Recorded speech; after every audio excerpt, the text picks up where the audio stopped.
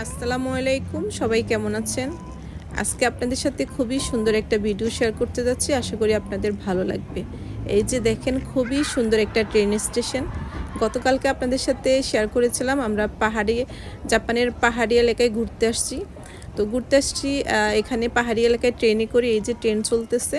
তো আপনাদেরকে প্রথমে এই পাহাড়ি এলাকার এই ট্রেন স্টেশনটা দেখালাম। আর ট্রেন স্টেশনের সামনের এরিয়াটা দেখেন, চারিদিকে শুধু বড় বড় পাহাড়, দেখতে খুবই সুন্দর লাগে। খুবই সুন্দর বললে ভুল হবে, আমার কাছে অসাধারণ লাগছিল।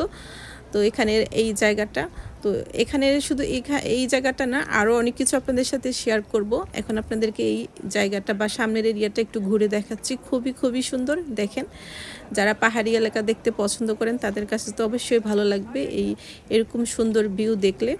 তো এইসব পাহাড়ি এলাকায় সারা বছরে পর্যটকরা ঘুরতে আসে। আর বিশেষ করে জাপানের টোকিও শহর থেকে এই পাহাড়ি এলাকায় আসতে মাত্র 1 ঘন্টা সময় লাগে ট্রেনে করে।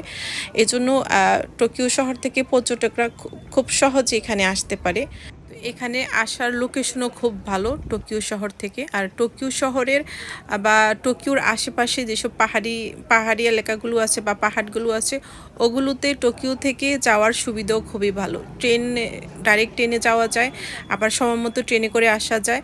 সকালবেলা বের হলে সারাদিন ঘুরে পাহাড়ি এলাকাগুলোতে, বিকেলে আবার বাসায় ফেরা যায়। খুবই সুন্দর সিস্টেম জাপানে পাহাড়ি এলাকায় ঘোরার বা বেড়ানোর। তো এখানে স্টেশনের সামনে যাদেরকে দেখতেছেন সবাই এইখানে পাহাড়ি এলাকায় ঘুরতে আসছে। তো আজকে ভিডিওটা ভালো লাগলে অবশ্যই একটা লাইক দিবেন, শেয়ার করবেন।